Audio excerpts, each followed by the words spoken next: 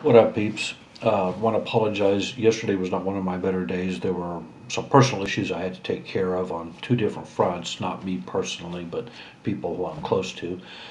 One of them worked out satisfactorily. The other one, we're still pending. It's still hopeful, shall we say.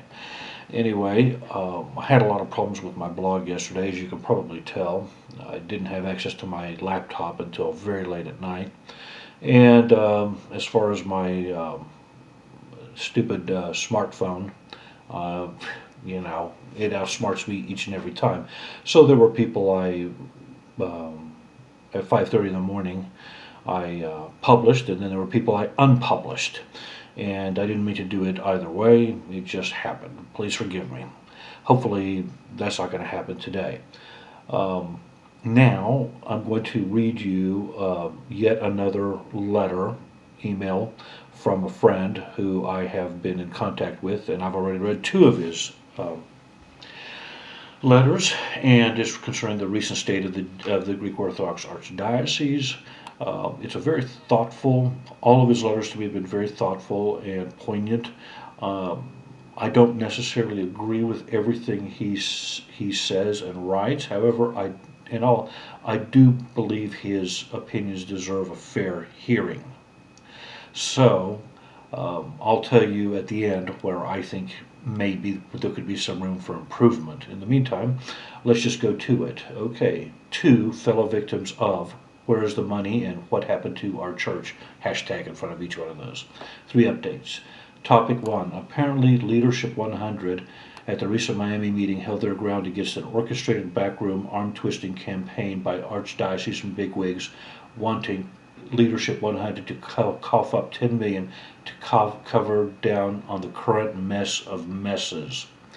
Recognizing the U.S.'s clear legal boundaries of officer and director fiduciary responsibility, charters, corporate bylaws of a separately incorporated and managed L100 fund, as well as a growing sentiment among the faithful of the possibility of civil lawsuits and complaints to prosecutors over the current inexplicable mess, the L100 bosses um, held their ground against the quick withdrawal attempts by the rogues. That's good news. They did the right thing. A summary of the reportage from there, my words, quote, we're all concerned that they, the Archdiocese, will try again to grab L100 funds, and the suspicion level about the Archdiocese remains very high.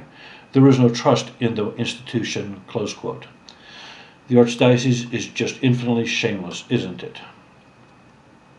Now, unless they start selling assets, how else will the Archdiocese make good on the recent quasi-guarantee to replace the missing St. Nicholas funds and remedy all the rest of the financial shortfalls?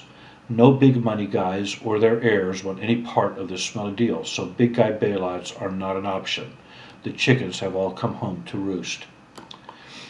I'd be willing to wager that the Archdiocese will take a run at Philoptochos next as a source of emergency funds. Philoptochos holds title to the 200-acre St. Basil Academy on the Hudson property directly across from West Point. Valuable land, but the building roads are in third world disrepair. So sale proceeds of St. Basil would certainly be a source of more funds for the cash-starved Archdiocese. Since there is zero projected growth in our number of Greek Orthodox communicants on the national basis and no prospect for any good outcomes under this crowd, the options left are slim and none. Selling all assets is the next step and last step in a classic insolvency. Definition: insolvency, when you can't pay the minimum on your credit card like Greece. My vote is for the dissolution of the Archdiocese and a flattening decentralization of authority out to the metropolises, however flawed they presently are. We cannot work on restructuring them. We can work on restructuring them next. Twice a year, a presiding hierarch could fly in from Istanbul, convene an American synod, make a few ecclesial decisions, take a few pictures, and go away. The Archdiocese has been nothing more than a jobs program for New York-based dual passport Greeks, as well as serving as a satellite office of Greek and Cypriot foreign ministries and politicians for decades. To me, legitimately, what the Archdiocese Tell me, legitimately, what does the Archdiocese do for you and your parish? Records? They negligently allowed the marriage, baptism, funeral records to get flooded in the basement and had to send what docs remained to an expensive document reconstruction company. You were told that it was for digitization, which was only half the story. Interesting, isn't that? This company, at last report of an ethnic newspaper, was holding the records hostage in lieu of down payment. That's interesting. I thought it was just going for digitization. Looks like they were ruined, and some of them are unrecoverable. Well, we'll go anyway. Let's just say my son's baptism certificates are probably there. Tell me legitimate. Okay, so troopers, our church records storage and retrieval can be outsourced to professionals, not to the gang who couldn't shoot straight. Okay, topic 2. I'll skip over the rest. Well, congratulations to the new Metropolitan of Chicago, I guess. Bow reports he's a nice enough, quiet fellow and will not offer the same embarrassing scandals as his predecessors. I bear no malice toward the new man, but read his bio. He's a monk from Greece, an academic, and probably buys into all the Euro-socialist stuff the FNAR supports. I'll say here, I don't mind the fact that he's a monk. If he's a real monk, more power to him. As far as the Euro-socialist stuff, I don't know. If it's true, that's unsettling. Okay. What qualifies him to lead the rough and tumble, scandal-laden, highly divided Chicago metropolis in its finances, personnel, legal, fundraising, and administrative complexities? The seminary does nothing to prepare priests to run a parish. Its finances, complex ministries and facilities, and to truly lead people. That's a tall order. Okay, I have a whole problem with the seminary system, if you ask me. Okay,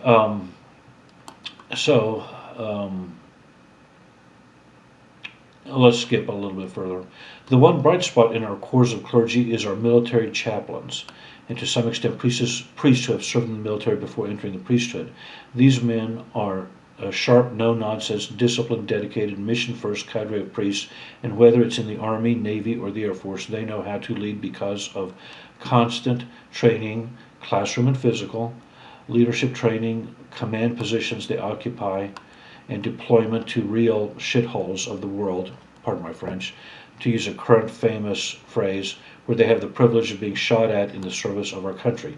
Unfortunately, chaplains and their can-do military officer attitudes cause enormous anxiety and represent a huge threat to our overweight, pasticho-stuffed, grease above Christ hierarchy. It's simple. New York doesn't control the chaplain's payroll check. Uncle Sam does. Topic 3. I was surprised at the strong reactions of support I triggered for my criticism of the Patriarch's support for Turkey's invasion of northern Syria from U.S. service veterans and more senior clergy. The common theme, my words, how dare he? Who accounts for the Armenian and Greek genocide in the early years of the 20th century? I am deeply offended. That's how I see it from my foxhole. Finish the week strongly and fear no one but God. Okay. Interesting. Think about it. Talk about it. Discuss amongst yourselves. I think things are heading to a climax in the GOA and possibly Orthodoxy in America in general. In the meantime, Pax Vobiscum, let's love one another, and adios.